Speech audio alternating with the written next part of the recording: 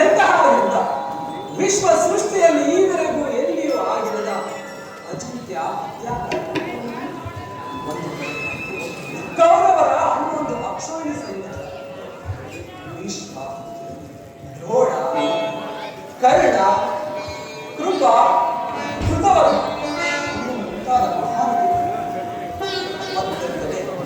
ಪಾಂಡವರ 7 ಅಕ್ಷೋಹಿಣಿ ಸೈನ್ಯ. ಈ ಯುದ್ಧವು ಮಾನವ ರಾಶಿಯಲ್ಲಿ ಎಷ್ಟು ಜನ ಜೀವಂತವಾಗಿರುವುದು? ಯುದ್ಧ ಪ್ರಪಂಚದ ಅನಂತ ಪ್ರಳಯ.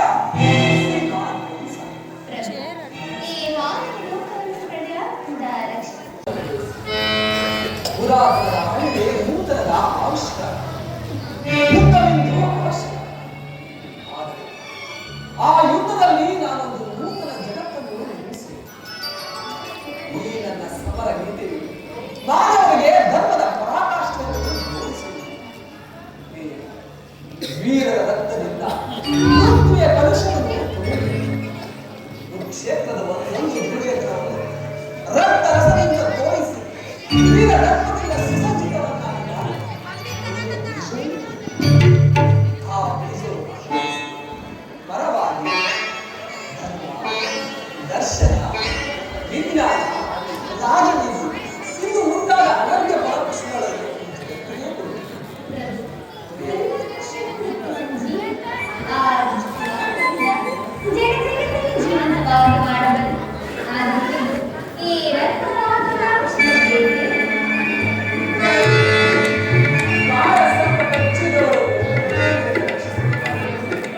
ವಿಷಸ್ಪರ್ಶವಾದ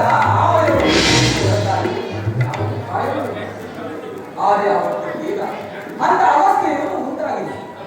ಅಭಿಮಾನ ಆಸುರೆಯಿಂದ ಕ್ಷತ್ರಿಯರ ಪ್ರಧಾನಿಗಳಲ್ಲಿ ರಕ್ತಾದಿತ್ಯವು ಹೆಚ್ಚಾಗಿದೆ.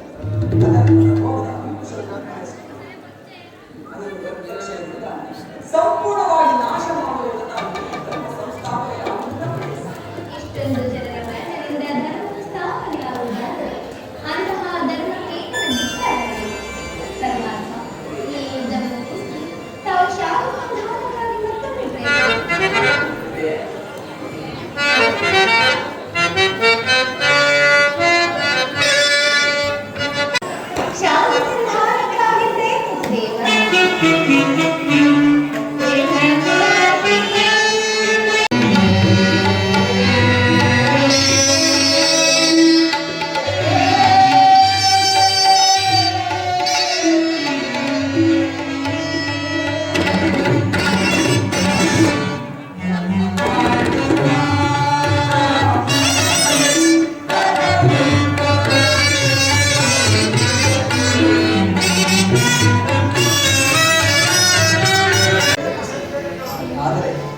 ನನ್ನ ಈ ಕಡೆಯ ಪ್ರಯತ್ನವೂ ಫಲವಾಗುತ್ತದೆ.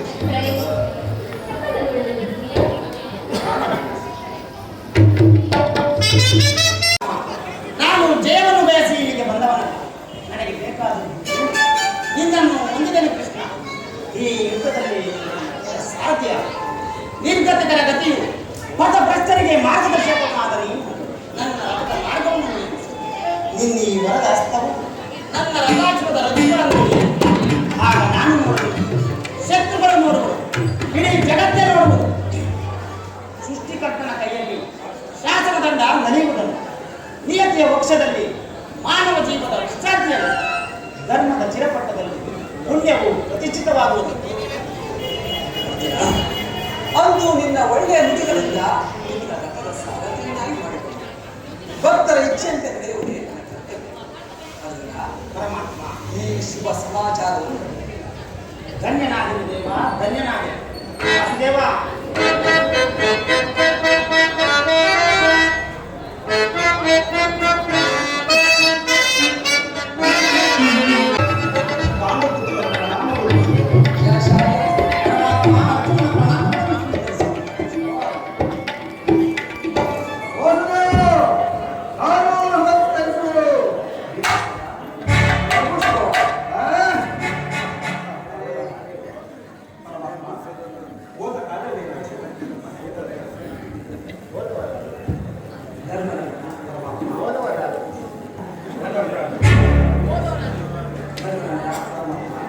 ನನ್ನನ್ನು ಇಷ್ಟೊಂದು ಹೊಗಳುವೆ ಏಕೆ?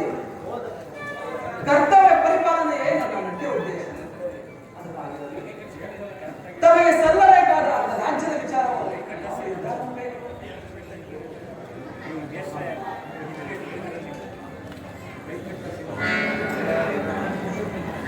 ಪರಮಾತ್ಮ ತಾಂಡವದ ಪ್ರಯತ್ನಕ್ಕೆ ಪ್ರಸನ್ನನಾದ ಪುರುಷೋತ್ತಮ ನಮ್ಮ ಒಡೆಯ ರಾಜಿ ನಮ್ಮ ಪಕ್ಷಿಯನ್ನು ಉಳಿಸಿದೆಯಾ ದೇವ ನೀನು ನಮ್ಮ ಮೇಲೆ ಇಟ್ಟಿರುವ ಪ್ರೀತಿ ಅಗಾಧವಾಗಿದೆ. ನನ್ನನ್ನು ಇಷ್ಟೊಂದು ಹೊಗಳುವೆ ಏಕೆ? ಕರ್ತವ್ಯ ಪರಿಪಾಲನೆಯೇ ನನ್ನ ಮುಖ್ಯ ಉದ್ದೇಶ.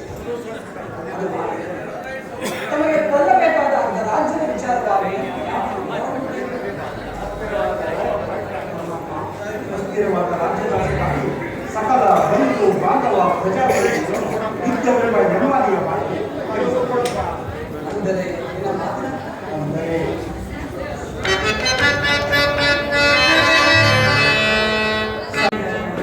ನನ್ನ ಸಮಸ್ತ ವಿಚಾರವನ್ನು ನನ್ನಿಂದ ಒಂದು ಬಡವಾದ ಪ್ರಾಣಿಗಳು ಹಿಂಸೆಯಾಗಬಾರದೆಂದು ನನ್ನ ಉದ್ದೇಶ. ಆದ್ದರಿಂದ ಮತ್ತೊಂದು ಸಾರಿ ಸಂಧಿಗೆ ಸತ್ಪುರುಷರ ದೇವನು ದುಷ್ಟರ ದುರಾಚಾರಗಳಿಂದ ಅಪವಿತ್ರವಾಗಬಾರದೆಂಬ ಪವಿತ್ರವಾದ ನಿನ್ನ ಮನದ ಅಭಿಪ್ರಾಯವೇನೋ ನ್ಯಾಯಸಮ್ಮತವಾದವು. ಇದಕ್ಕೆ ನಿನ್ನ ಸಹೋದರರನ್ನು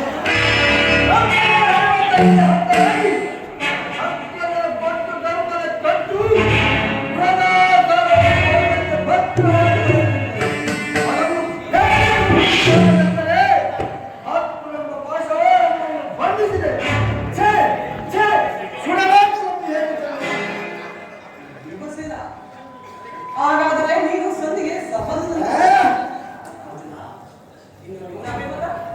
ಆದಿಯಿಂದಲೂ ಅವಮಾನ ಅನಿಷ್ಟಗಳೇ ನಮ್ಮ ಇಷ್ಟ ದೇವಗಳಾದವು. ಅವುಗಳನ್ನು ತೊಲಗಿಸಿ ಮುಂಬರಲು ಪ್ರಯತ್ನಿಸೋಣವೆಂದರೆ ಅಗ್ರಜನೆಂಬ ಮಮಕಾರವು ಚಚೆ ಧಿಕ್ಕಾರದಲ್ಲಿ ನಮ್ಮ ಈ ಹೇಳಿಕೆ. ಅರ್ಜುನ, ಹಾಗಾದರೆ ನೀನು ಸಂಧಿಗೆ ಸಂಬಂಧಿಸಿದ ಮಹಾ ಮೇಧಾವಿಗಳಾದ ನಕುಲ ಸಹದೇವರರು ಅದೃಷ್ಟವಾಗಿ ನರೇಂದ್ರನಲ್ಲಿ ಏಕಮ್ಮಾಗಿ ಖಿನ್ನರಾಗಿದೆ. ನಿನ್ನ ಪತಿಗಳ ಅಭಿಪ್ರಾಯ ನನಗೂ ನ್ಯಾಯಸಮ್ಮತ ವಾಸುದೇವ ಸಮ್ಮತವೆಂದು ನಾನು ಹೇಗೆ ಹೇಳಬಹುದು ಸ್ವಾಮಿ? ಇವರು ಧರ್ಮರಾಯ ಧರ್ಮವೆನ್ನುತ್ತಾ ಧರ್ಮಪತ್ನಿಯ ದೂತದಲ್ಲಿ ಕೊಡವಾಗಿಟ್ಟು ಸೋತಿನವರು ಈ ಮಾತು ಇವರ ಮಾತು ಲೋಕ ಸಮ್ಮತ. ಇವರು ಹಿಂಸೆ ಬಂಡಿ ಬಂಡಿ ಅನ್ನವನ್ನು ತಿಂದು ಬಣ್ಣ ಮುಖಾಚರಣೆ ಕೊಂದ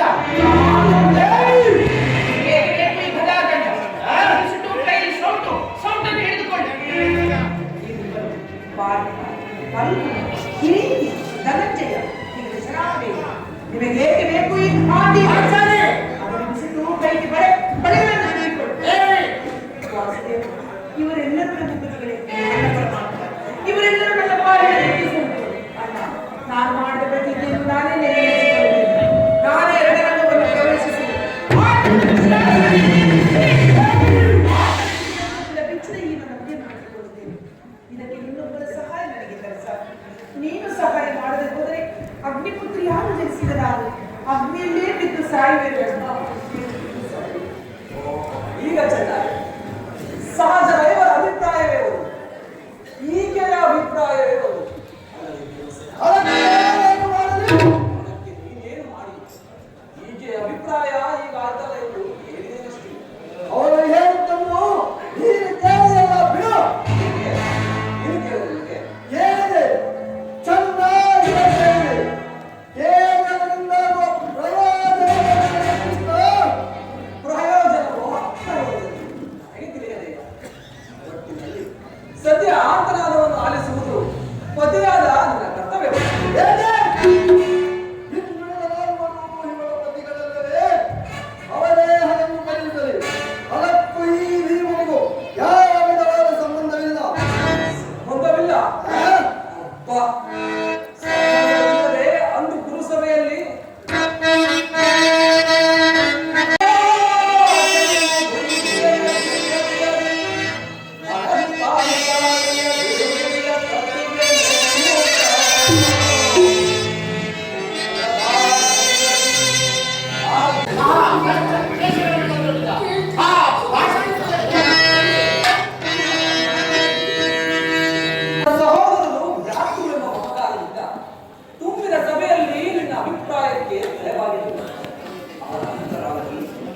ಸೇಡಿನ ಜ್ವಾಲೆಯು ಧಗ ಧಗನೆ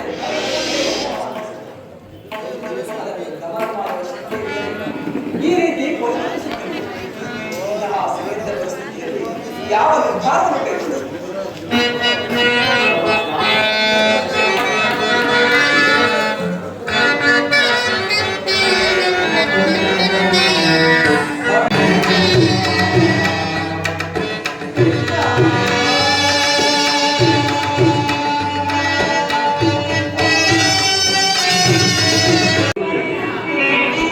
ನನ್ನ ಸಮಸ್ತ ವಿಚಾರವನ್ನು ಇನ್ನು ಮುಂದೆ ನಿನ್ನ ಇಚ್ಛೆಯಂತೆ ಮಾಡಬೇಕು ಪರಮಾತ್ಮ. ನಿನ್ನ ಮನದ ನೆಮ್ಮದಿಗಾದರೂ ಈ ಸಂಧಿಯಿಂದ ಸೇರಬೇಕು. ನಿಮ್ಮ ಸೇರಿದ ಜ್ವಾಲೆ ಆಡಬೇಕು. ಧ್ರುಪದ ನರೇಂದ್ರ ನಂದಿನಿಯ ಕಣ್ಣಿನ ಕಾಲಿಗೆ ಈ ಸಂಧಿಯಿಂದ ಸೋರಿತು. ಈ ಸಂಧಿಗಾಗಿಯೇ ನಾಡಿನ ಕೂಸಲು ನಿನ್ನ ಇಚ್ಛೆಯಂತೆ ಮಾಡಬೇಕು. ಪತಿಯಾದ ಅಪಮಾನವನ್ನು ಸ್ವಲ್ಪವೂ ಲೆಕ್ಕಿಸದಿರುವ ಈ ಧರ್ಮರಾಯನ ಮಾತನ್ನು ಕೇಳಿಕೊಂಡು ಸಂಧಿಯನ್ನು ಮಾತ್ರ ಮಾಡಿಕೊಂಡು ಬರಬೇಡವೆಂದು ಇದು ನಿಮ್ಮಲ್ಲಿ ಸೆರೆಗುಟ್ಟಿ ಬೇಡಿಕೊಳ್ಳುತ್ತೀನಿ ಸ್ವಾಮಿ. ಚಿಂತೆ ಮಾಡಬೇಡ. ನಾನೀಗಲೇ ಆ ದುರ್ಯೋಧನ ಆಸ್ಥಾನಕ್ಕೆ ಹೋಗಿ ಸರ್ವ ಪ್ರಕಾರಗಳಿಂದಲೂ ಆತನ ಕೋಪವನ್ನು ಕೆರಳಿಸುವಂತೆ ಮಾಡಿ ಯುದ್ಧಕ್ಕೆ ತಕ್ಕ ಮಾರ್ಗವನ್ನು ಕಂಡುಕೊಳ್ಳುವುದು. ನೀನು ಚಿಂತಿಸಬೇಡ. ನಿನ್ನ ಇಚ್ಛೆ ಇದ್ದದ್ದಾಗಿ ಪರಮಾತ್ಮ. ಈ ಗೋಮಾತೆಯ ಕ್ಷೀರವನ್ನು ನಿಮ್ಮ ಮೂರ್ತಿಗೆ ಅರ್ಪಿಸಿ ಉಳಿದ ಕ್ಷೀರವನ್ನು ನಾನೇ ಸೇವಿಸುತ್ತೇವ. ಇದು ನಿಮಗೆ ಅರ್ಪಿತವಾಗಲಿ ದೇವ. ಕೃಷ್ಣಾರ್ಪಣಮಸ್ತು, ಕೃಷ್ಣಾರ್ಪಣಮಸ್ತು, ಕೃಷ್ಣಾರ್ಪಣಮಸ್ತು.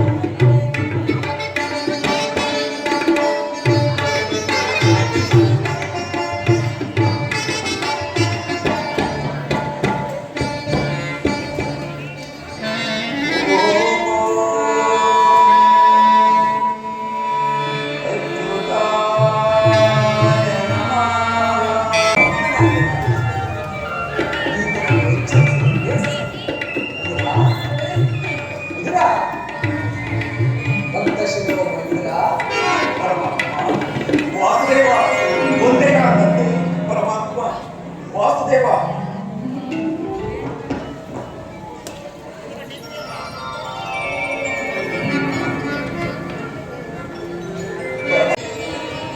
ಪರಮಾತ್ಮ ದ್ವಾರಕೆಯಲ್ಲಿ ಎಲ್ಲರೂ ಕ್ಷಮದಿಂದಿರುವರು. ನೀನು ಕ್ಷಣವೇ ಬಿಟ್ಟಿಲ್ಲ.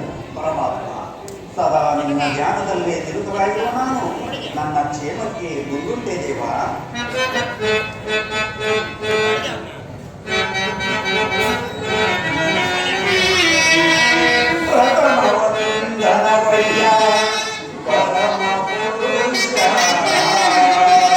ತಮ್ಮ ಉದರದಲ್ಲಿ ಧರಿಸಿಟ್ಟುಕೊಂಡು ಸಕಲ ಚರಾಚರ ಪ್ರಪಂಚವನ್ನೇ ಪಾಲಿಸುತ್ತಿರುವ ತಮಗೆ ಬಲು ಸ್ವರೂಪಿಯಾದ ನಾನೇನು ಕೊಡಬಲ್ಲೆ ದೇವ.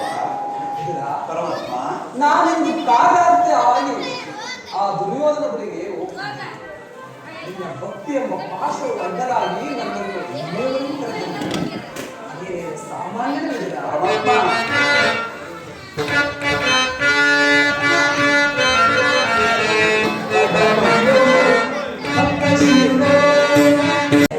ನನಗೆ ಬಹಳ ಹಸಿವಾಗುತ್ತಿರುವುದು. ಮೊದಲು ತಿನ್ನಲು ಏನಾದರೂ ಆಹಾರ ಪರಮಾತ್ಮ ಏನೆಂದು ಹೇಳಲಿ. ಈಗ ತಾನೇ ಇದ್ದ ಗೋಮಾತೆಯ ಕ್ಷೀರವನ್ನು ನಿಮ್ಮ ಮೂರ್ತಿಗೆ ಅರ್ಪಿಸಿ ಉಳಿದ ಕ್ಷೀರವನ್ನು ನಾನೇ ಸೇವಿಸಿದೆನು ದೇವ. ಗೋಮಾತೆಯ ಕ್ಷೀರ ಹೌದು ದೇವ. ನನಗೆ ಅತ್ಯಂತ ಪ್ರಿಯವಾದ ಆಹಾರ ಅದೇ ಹೇಳಿದ. ಹಿಂದೆ ಕುಚೇಲರು ತಂದಿದ್ದ ಅವರಕ್ಕೆ ಸಾರು. ಶಬರಿಯು ಭಕ್ತಿಯಿಂದ ಕಚ್ಚಿ ಆರಿಸುತ್ತಿದ್ದ ಹಣ್ಣಿನ ರುಚಿಯು ಹಬ್ಬ. ನನ್ನ ನಾಲಿಗೆಯು ಇನ್ನೂ ಸರಿದಂತೆ. ನಿನ್ನಲ್ಲಿರುವ ಕ್ಷೀರವು ಇವೆಲ್ಲಕ್ಕಿಂತ ಅತ್ಯುತ್ತಮವಾದದ್ದು. ಆ ಕ್ಷೀರವನ್ನೇ ಕುಡಿಯುವುದರ ಆಗಬಹುದು ಪರಮಾತ್ಮ. ಪರಮಾತ್ಮ ಇದು ಸ್ವೀಕರಿಸಿ ದೇವ.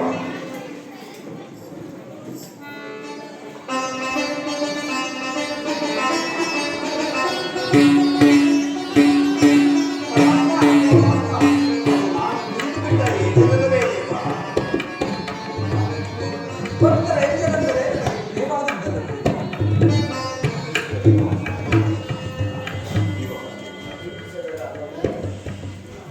ನೋಡು ನೀನು ದೊಡ್ಡ ಕ್ಷೀರ ವೃತ್ತಿಯಾಗಿ ಕ್ಷೀರ ಸಾಗರೇ